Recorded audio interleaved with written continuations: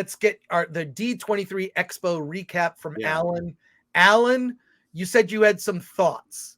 Yeah, I had some thoughts. I mean, I'll hit the topics that people have been kind of going out at over the internet. Let's just start big with Little Mermaid.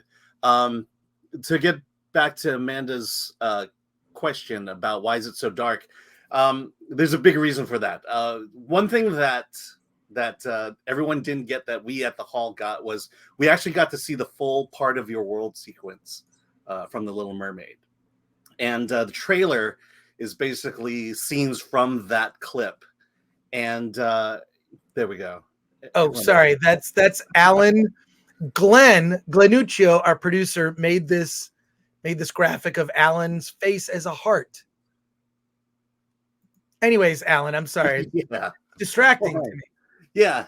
So part of your world scene takes place in the grotto. It's dark in the grotto, so that's why all the scenes look dark, is because it's grabbed from that. So a couple things. One is let's talk about the actress Halle Bailey. I want to say Halle Berry or Haley Bennett, but it's Halle Bailey. When she walked out on stage, the first thing I thought to myself was, I get why they casted her as Ariel. When she stood on stage, she talked with Rob Marshall and addressed the crowd. You could legitimately say, "Oh, this is Black Ariel." Basically, she just has that personality, that really light and bubbly personality that Ariel has, and it gets to this idea of should they be race swapping main characters? This is a Dutch tale. Well, I mean, it's not like Disney really wanted to get accuracy about all these fairy tales he had rewritten. It's this is their take on it. So I'm less frustrated by that. Let me tell you the real reason why Little Mermaid will fail. We got to see the entire sequence of Part of Your World. Oh my God. So she has to sing this iconic song that everybody in the world knows. And what they tell you is just make it your own. Well, the problem is she made it her own. And the song is not good. The way she sings it like with almost staccato with strict enunciations. Like, look at this stuff, isn't it neat? Oh, great. We've got t-shirts now. Oh, sorry. Yeah, we're going to talk about that later. Yeah. Sorry. Yeah. And I'll be honest, when I heard that song all the way through, I was like, oh my God, this movie is in trouble. Because the thing you cannot get wrong in this is the music. They've already boasted the fact that this is a full-blown musical version of the Little Mermaid. They got Lin-Manuel Miranda to write with Alan Menken 4 new songs. And so this is going to be this musical extravaganza, and they just blew it with the iconic song of the film. And no one's talking about that, and no one can talk about it, because I think if you say, well, she sang it bad, so then you're a racist, basically. So they only saw the teaser trailer, which has nearly 2 million downvotes currently. Yeah. My whole thing is just like, it's a Dutch fable. I would like an African fable or an African fairy tale to be brought to the screen with all African actors. No white people in this thing. Yeah. None. Zero. Just make it authentic, make it real to the fable. And I think that this is what people don't like. They have this thing in their head of like what Ariel is. There is actually an African fable of a mermaid that actually exists. That's a real, and I don't even know what the story is, but I'm fascinated.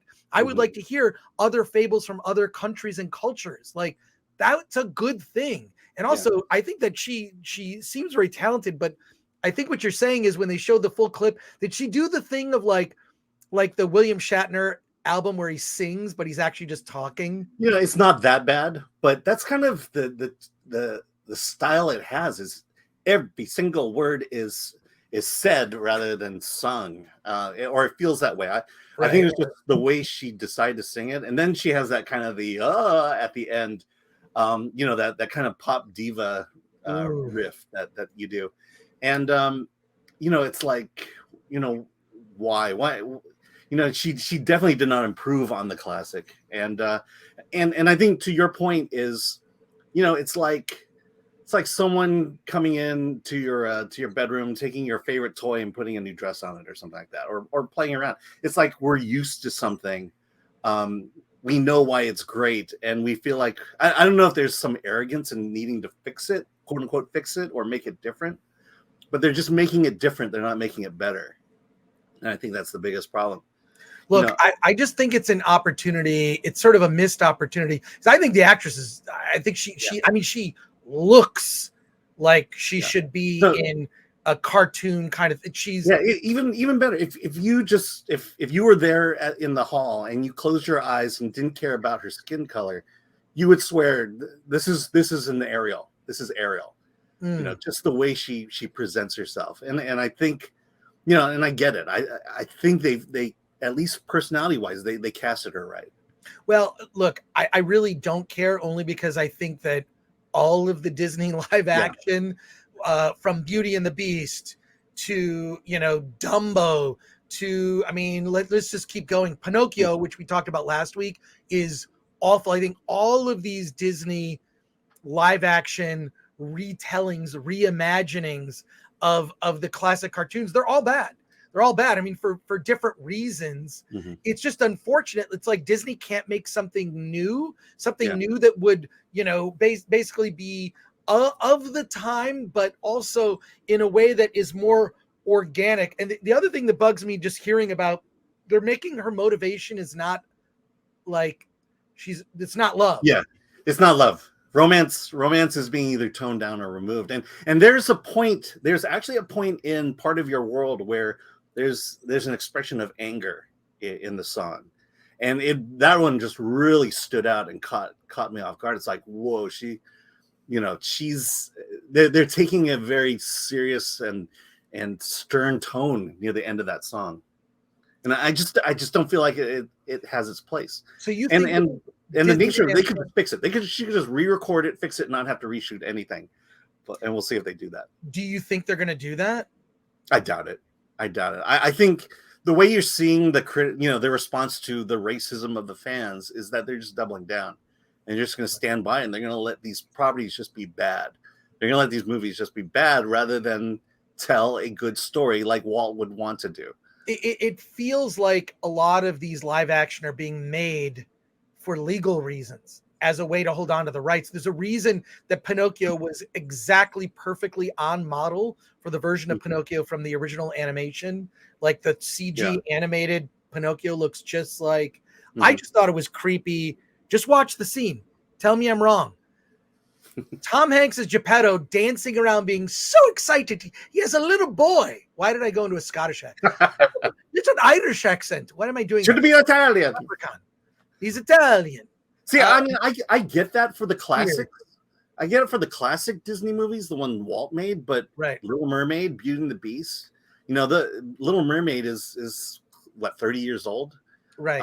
Why Lion King is even younger. I get why they're doing it for the classics. I just don't know why they need to do it for the more recent ones. Well, before we go to the comments, we're going to get to your comments in the chat here. What other things that were videos that were showed but not leaked publicly? There was the piece of the Marvels. I remember you texted me over the weekend, and you basically said, this is not for us. Yeah. Right? So what is the Marvels? You saw like a teaser trailer. I know a little clip leaked out. Yeah, and the little clip is it is a teaser. It's a fairly extended teaser. I think it's a minute long. But it's basically it has the flavor and tone of Ms. Marvel, the TV series. It's when it was over, I felt like, oh well, this is for teenage girls. This is not for the big fans. The scenes we saw, it was centered around Kamala Khan and her family, and how basically I forget Monica Rambeau's character, but yeah, Ms. Captain Marvel coming in.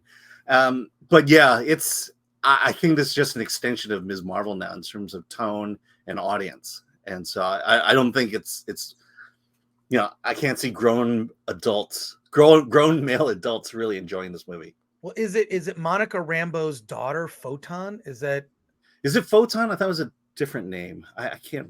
I don't know. The chat will correct us. I think that's it.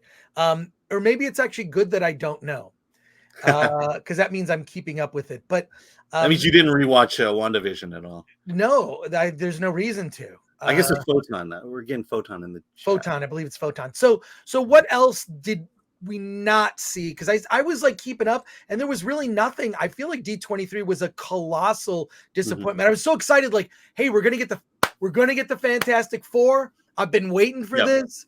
I want to see a good, like, no disrespect to the Roger Corman Fantastic Four. It's actually the best current Fantastic Four that exists for me.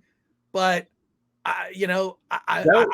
I'm the eternal optimist. That was the weirdest moment of that panel when Kevin Feige's up there saying, "Hey, I want to introduce." I forget the guy's name. It was the director of WandaVision. He says, "Yeah, I want to point out this guy," and stand up, and he goes, he's directing Fantastic Four," and then he goes, "And the only reason he's sitting out there is we have nothing else to say." And then he went on to say, "But there'll be another D23 before Fantastic Four comes out." So all we know is that there's a director. They have the director attached now. I really think they're trying to be careful with the casting. Maybe they're just kind of prepping us. Who knows? Who knows what they're going to do with it? Yeah. Who knows? I mean, they literally have a year before they really have to nail down. Actually, the best thing I saw was the Simpsons video about the Simpsons connected universe. Did you see that video? Yeah, I did. That was the best video of the entire. You can look it up. It's the Simpsons, extended universe, like announcing all these different Simpsons movies. It's all fake, of course. And that was the best thing I saw out of D23. Everything else was who cares, or like the Thunderbolts. So the Thunderbolts are all the B and C characters from other Marvel movies in a movie together. Even Taskmaster. Female Taskmaster. Why? Because they have her, and she's there. Hey, I want to address a comment that from Chuck Keyworth. I'd rather have African folklore show that's a rich mythos for Africa that's untapped. So here's news that came out of D23 that no one is sharing. Let me just pull it up real fast. Sure. Disney has teamed up with Kugali Studios in Nigeria, and they are going to be producing African tales. The first time that they're teaming up with not only an international studio, but with a separate studio altogether, and they're putting the power of Disney animation behind these guys, and they're going to tell African tales. And so they announced the movie Owaju, which I think is coming out in 2 years. And it's basically it's kind of like let's see, it's set in the future. There's this country that's divided. Half of them are basically wealthy tech tycoons. The other are kind of the working class criminal element, and it tells kind of a Romeo and Juliet type story in that. And so yeah, Disney is kind of stepping up at least and willing to tell African tales. That's what I want to see. Yeah, I want to see. It's a movie. It's a movie. It'll be a feature film, and is it a feature film or maybe it's a series? It's one or the other, but. Okay. But yeah, these are the heads of Kugali Studios right there. See, that's what I would prefer to see. I don't want to see race swapped anything, to be honest. When it comes to like inconsequential characters and stories, fine. I want to see new stories. I want to show me something I haven't seen. That's what I want to see. I think Iwaju is a step in the right direction. More of that, more of like, let's get into original folklore. Like, that's interesting because then I learn something about the culture. I have an appreciation. And look, I'm sure that the school curriculum is different from when I was a kid, but there was none of that when I was a kid. And I think that there should be. I think there absolutely should be. And this is a step in the right direction. I just want like original, because I feel like when they do a race swap, it's like pandering and condescending. It's like black characters can only be valid if they replace white ones. I don't think that that's good. I think create new stories. Also, preferably by black creators. Like, like Eric July with Esam. Which hopefully I'm getting my comic book this month. I can't wait. Yeah, I should. I'm pretty high on the list, so I should be getting mine. Yeah. Once it starts shipping. Can't wait. Let's more of that. So that's cool. And that got no press, right? That got no press whatsoever. I mean, clearly, this is the only time I've not heard anybody but now us talk about it. Yeah, so let's go through some more of these comments. And Alan, anything else you can tell us about like what you saw or maybe what didn't get play? Yeah, I mean, like Andor. 23? I can talk about Andor real quick. I mean, Sure, please. Compared to Kenobi, at least you have a real filmmaking team behind it. I mean, Andor is being produced and directed by the Bourne Identity team, the Jason Bourne team. Oh wow! So there's going to be that feel in terms of the action stuff. There was something really interesting though, but when Diego Luna came out on stage, he's there's a guy sitting behind me yelling "Viva Mexico," which is great, and and at one point he says, "I want to address the Spanish speaking section of the audience," and I don't speak Spanish, but I distinctly heard these derogatory terms of Latino and Latina coming from his mouth. He refused to use the culturally accepted Latinx phrase, and he was met with very aggressive applause after he spoke, and then there was screaming and catcalling afterwards, mostly by women. But that was the response that he got for doing that. Well, I actually am interested in Andor. I mean, you and I are going to watch it, and we'll talk about it on Friday. We're going to watch all 4 episodes and discuss it. I'm interested. I don't think it looks like it's more of an ensemble story. It's not technically it's not just about Cassian Andor. So I'm interested. It seems more in tone like Rogue One, which was a more serious aspect of the Star Wars universe. I mean, it's basically the same team that did Rogue One that is doing Andor. Yeah, well, let's go to the chat here. Anything else, Alan? And there's some questions for you. So if people want to ask stuff, I can look at my notes, but yeah, let's go through the chat. Okay, we'll go through. Infinite Main, who's a member, Disney is creatively bankrupt. Well, yes, I feel like the problem is they're listening to lawyers. All these live action remakes of the classics, I think, is a mistake.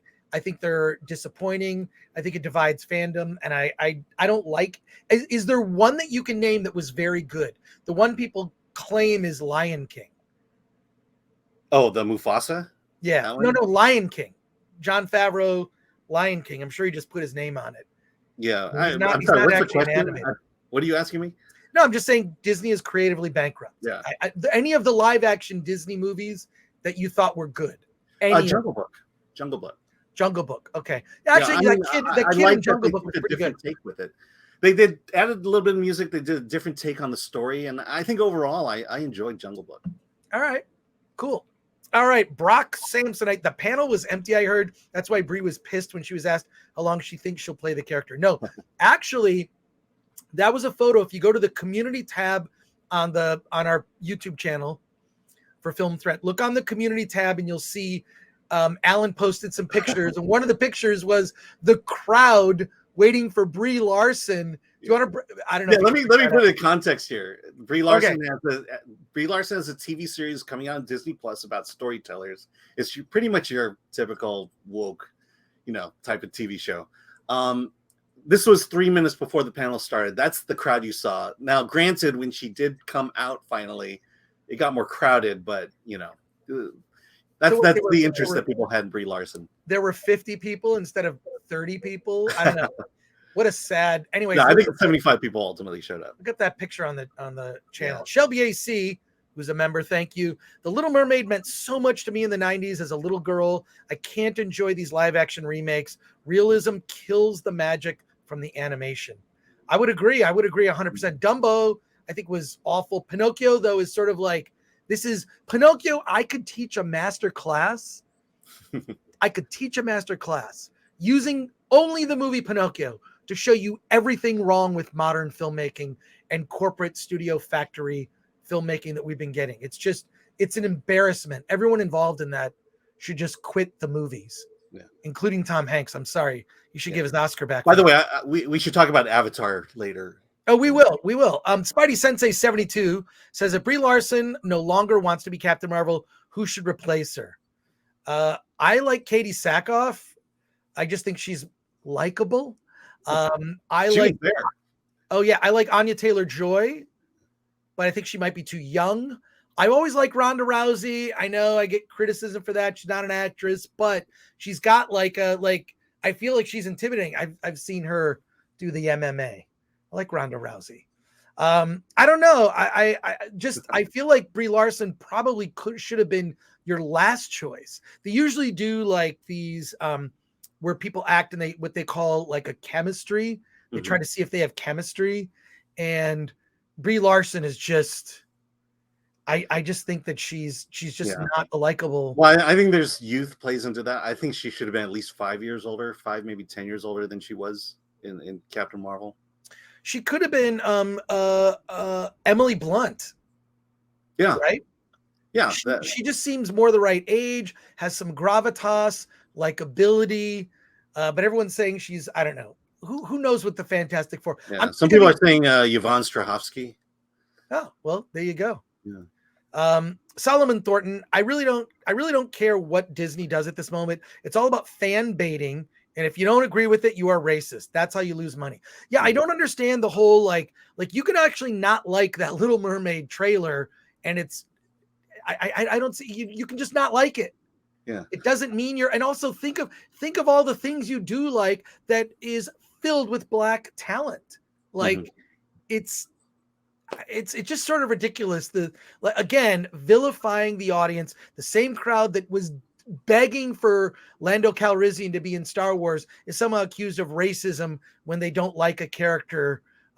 When they don't like a character in a show, which Kenobi was just a bad show, or just the teasers of it it looks like a movie. It has more of a elevated feel to it, whereas Kenobi was like a fan.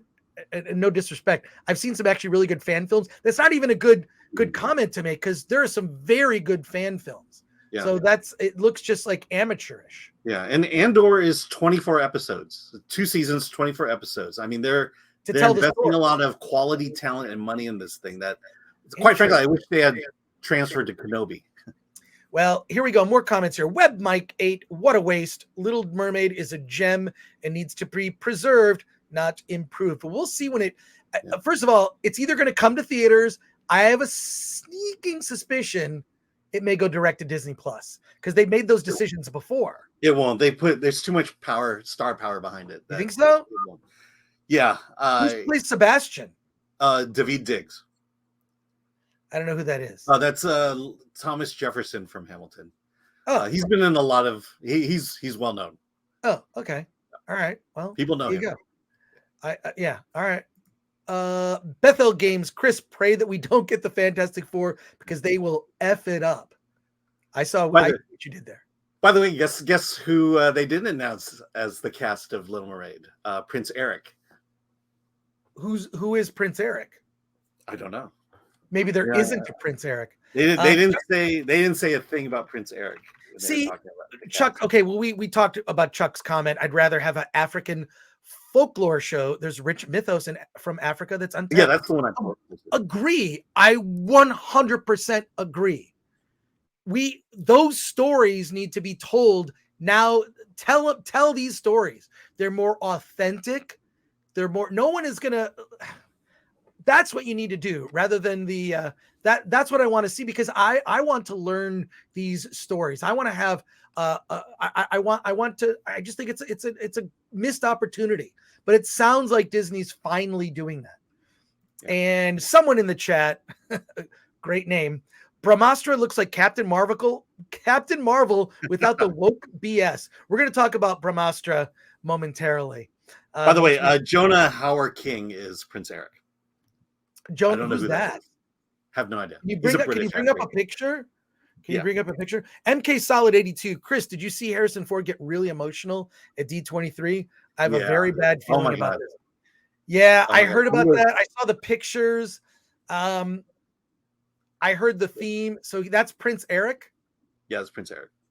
So he's just not only British actor. Okay, so it's interracial and interspecies. There you go. Well, it was interspecies. What's that? Oh, before. So. Well, exactly. Well, that's true. Also, who cares? Whatever. There we go. Yeah, let me talk about Harrison Ford. I mean, he came out. He was before he spoke. He was already choked up, Really? and he, you know, he was there legitimately to thank the fans for everything that he did, and then when there's a question as to, you know, he kind of brought up the fact that he was not going to do it again, and the entire crowd starts you know, aw, and don't, and then at that point he just stood his ground and said, "I'm not doing this again." And he said literally, a quote, "This is the last time I fall down for you guys." That's great. Yeah. And then regarding Phoebe Waller-Bridge, this was Harrison's idea. He's the one who brought her up and then went to bat for her to be in the movie.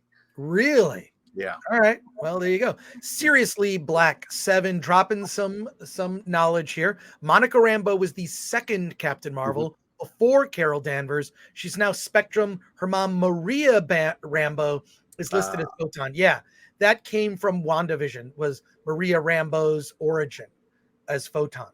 So thank you. So I think it's Spectrum. That's the character. Gotcha. CD Stein 69 for $4.99. So Iwaju sounds like they're just making an animated Wakanda. There should be more in the folklore instead of this, but it's better than race swapping. Well, we don't know what Iwaju is. First of all, who created Wakanda? Well, yeah, there's also, like, if you really want to go down a rabbit hole, there's a cool thing. We've been getting a bunch of really interesting movies, small indie movies at Film Threat. There's a thing called Look Up Afrofuturism.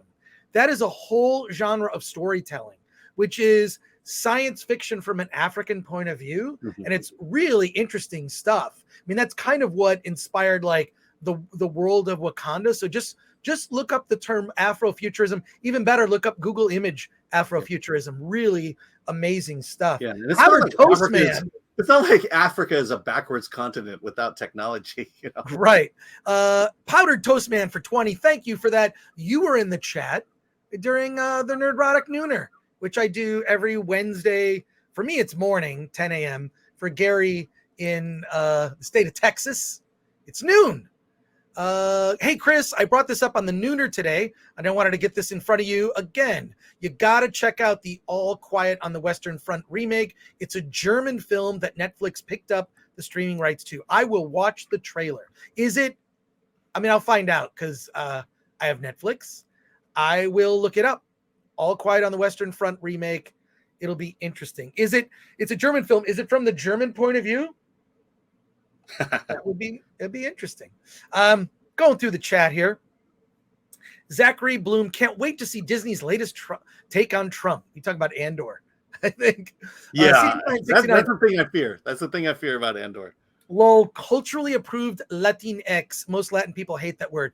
I don't know any Latin friend of mine, Latino, whatever, who likes or uses that word. I don't know anyone who uses that word with a straight face. Yeah, and apparently Diego Luna doesn't like that word.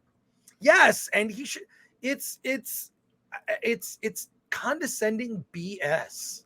Yeah. By the way, wasn't All Quiet on the Western Front from the German standpoint originally? Oh, you know what? I don't remember. Yeah, but it stars Daniel Bruhl. It stars Daniel Bruhl. All right. Anana Mouse, Rogue One was okay the first time I watched it, but didn't hold up on repeated viewings for me. Yeah, I think it's sort of like it's sort of the best of Disney Star Wars, and that's not saying much. And I would say episodes and parts of The Mandalorian as well.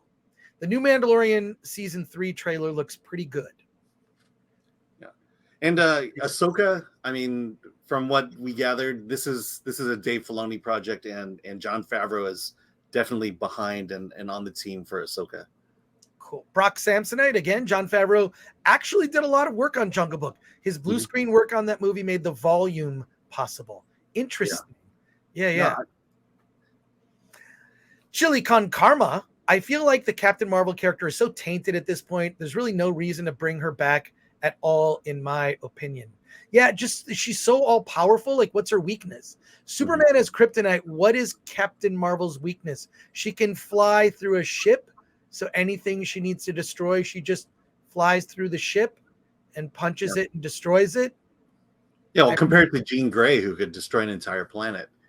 I mean, it's when you start doing the dick power measuring in superhero Mhm. terms, it just gets ridiculous. And that's why I think, Superman has a lot of weaknesses. Kryptonite is one. Mhm. His personal relationships, that's a weakness. He can be held hostage by kidnapping Martha or his girlfriend. He probably should be a little bit more careful about his secret identity. Scott says, awesome seeing new folklore explored to share unique cultures. Yes, I've been saying this for a long time, but it's also, we're fortunate, Alan, because we see movies from all over the world. Yeah. At Film Threat, we get a lot of indie movies from all over the world. So we kind of get spoon-fed this stuff sometimes. So I feel very fortunate for that. Well, I keep saying it. If you want to escape woke storytelling, watch an international film. Yeah, watch watch like an Indian movie. There's just none of it. It has not infected at least other cultures' storytelling yet. But the best part is realizing how much we can all relate on a human level. Hope Iwaju is legit. Yeah, I hope so too. Well. Headwell, the thing that brought me out of episodes 1 through 3 the most is how the technology was so much better in the past than the future. You're talking about Star Wars. Yeah. I hear you.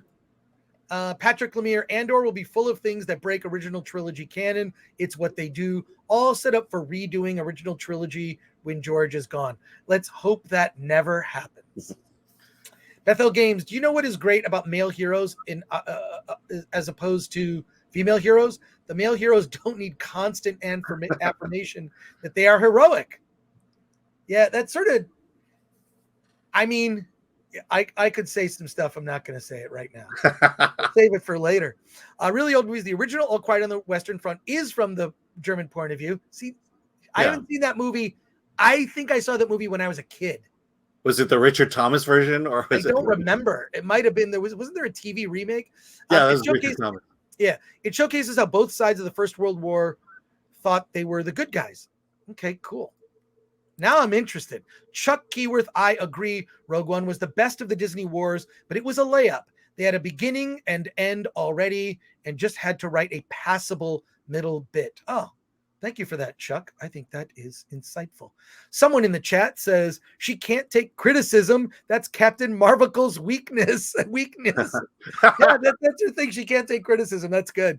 Borg Porg for 5 says Disney should have done a movie about Ariel's black sister, other mixed race sisters. She could have had her own original story, but Disney is lazy. That's an interesting point. She could have just been have a black sister. I think. Yeah.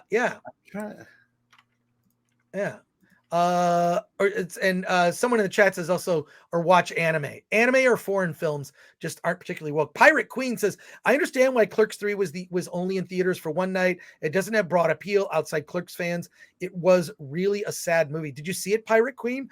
I am seeing it tonight. Actually, I will be at the AMC Burbank 16 in Burbank, lovely Burbank, California, named after, who is Burbank, California named after? A guy named John Burbank. It's true. A guy named John Burbank is who they named. I think it was like the mayor of the town. And they just said, well, we're just going to call it Burbank.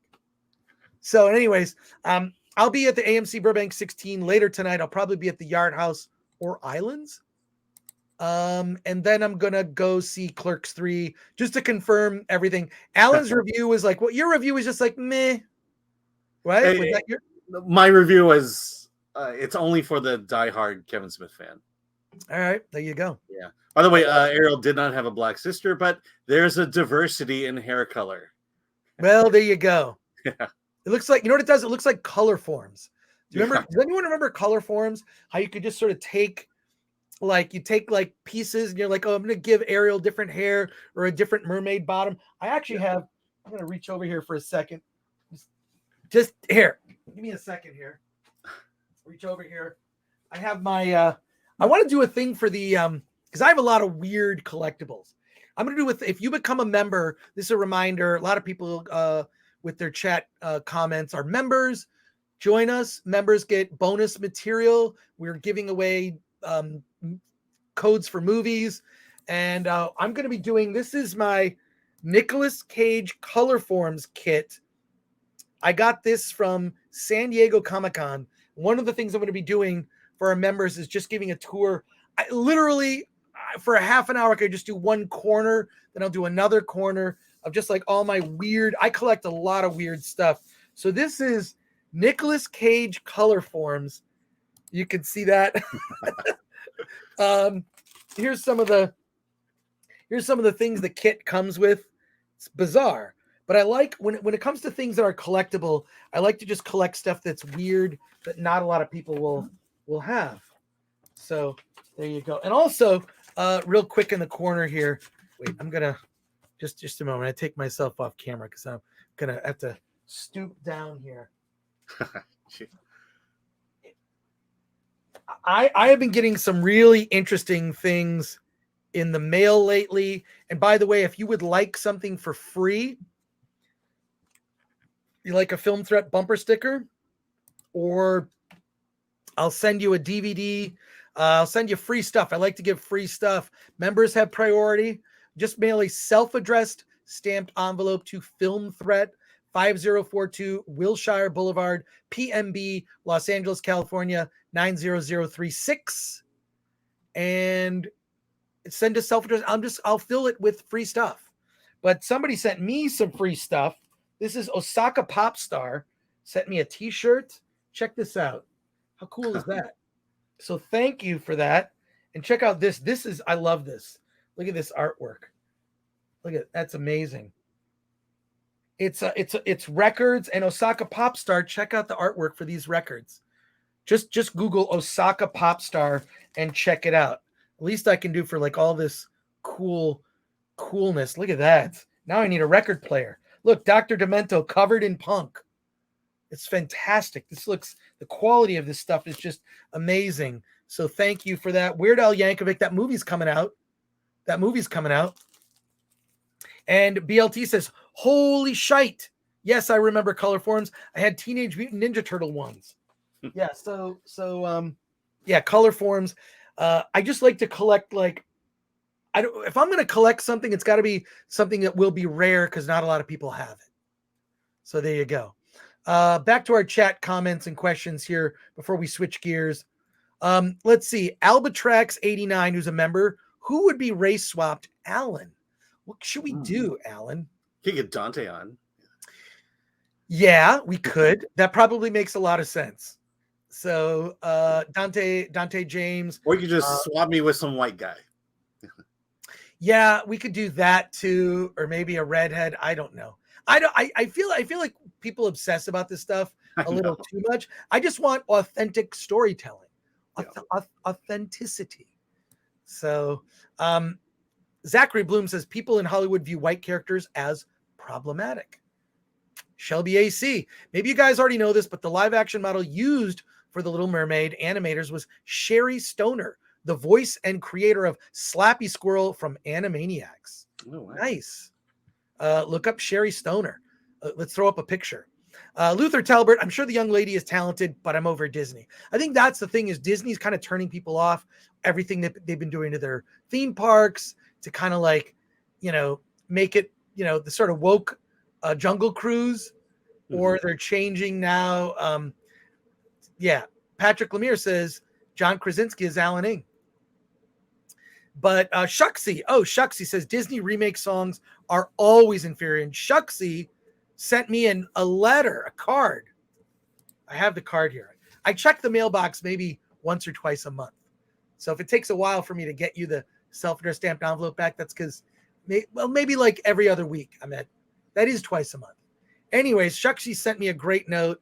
So I love tuning into Film Threat Wednesdays and Fridays and watching you and Alan's nipples talk about indie movies and pop culture stuff. And I love the interaction when you read people's comments, especially mine, because I'm a self-centered piece of shit. No, you're not, Shucksy. You're not. By the way, I did see SLC Punk based on your recommendation. I never heard of it before, and I loved it. Great movie. He goes on some other comments here, but I just want to make sure, Shucksy, I got your note, read your note, and thank you for that. Awesome. And VDR goes on to say they screwed up the music in live action Pinocchio 2. Yeah. And look, Alan just lost the Disney checks as Solomon. I need to get that back. Disney's great. Let's talk about how great Ant-Man is going to be. Did you see the Quantumania stuff? I did. Actually, yeah, so everyone knows Bill Murray's in it, but I will tell you the highlight of that was there's a moment where Kang and Ant-Man Scott are together. Cassie's in a cage. It's a chilling scene. I mean, just that interaction. Kang literally slaps the silly out of Paul Rudd in that case, and it's very chilling because it's like he can't charm his way out of the situation. I like kind of that dark direction they're going with it. So they're actually being serious with it. When Scott was with Kang, the rest of it is very silly. I mean, Bill Murray, for crying out loud. Shucksy, you got my letter. I'm so happy. Yes. Like I say, I check the mail. I try to do once a week, but on a bad month, like when I'm busy, it's like once a month. But yeah, I do check my mail. So, and someone in the chat, Little Mermaid trailer now has 1.8 million dislikes and counting. They're going to start doing that thing where they take the dislikes away because YouTube has the ability to do that. So, and coming off D23 and Alan already loving Andor, Disney payday must have been huge. Yeah, huge. And I think the best way to end, Alan, tell us your serious thoughts on Disney and where you see things going. I just want to hear. Yeah, I mean, I've been through this twice where Disney.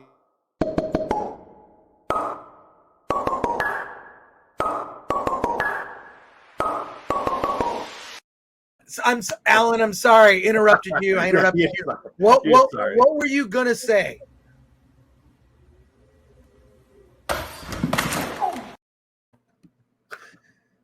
I will not do it. I'm not going to do it a third time. I'm not going to do it a third time. Yeah. So we've been through.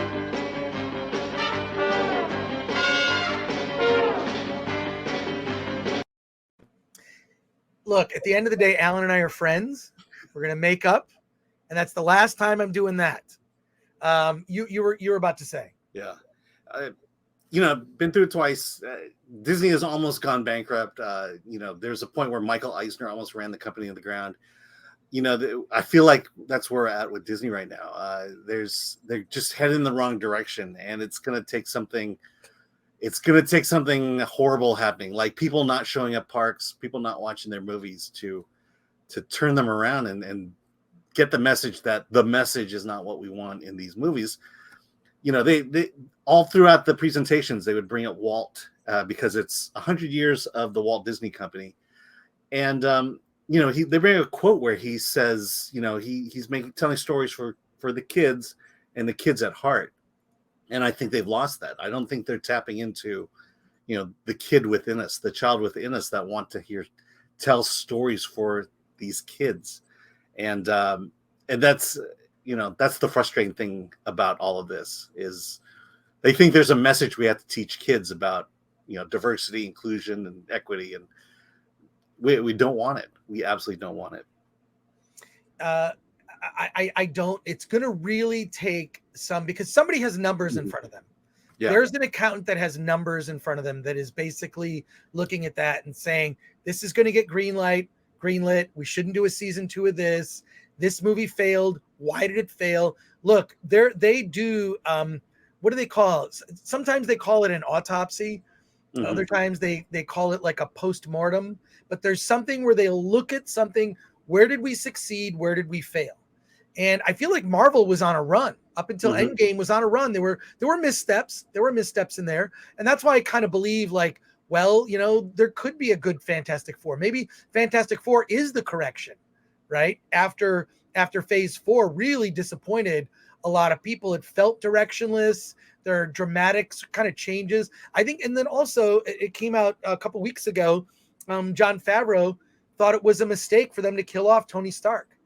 They actually had to, the Russo brothers, when they were doing Endgame, had to have a whole conversation with Jon Favreau. Yeah, we're gonna kill off Tony Stark, and Jon Favreau was against it. He said, This is a bad idea. It's a bad idea. And who's leading the Marvel universe? Certainly not Captain Marvel. Mhm. She's not likable, and I feel Yeah. like what you've done is you've tainted the brand of Marvel now. Now it's turning more people off. Yeah. So anyway, I mean, like for one thing, that whole Brie Larson interview on the red carpet, blue carpet. Yeah, there's no project past Marvel's that Captain Marvel needs to be in, which is pretty telling.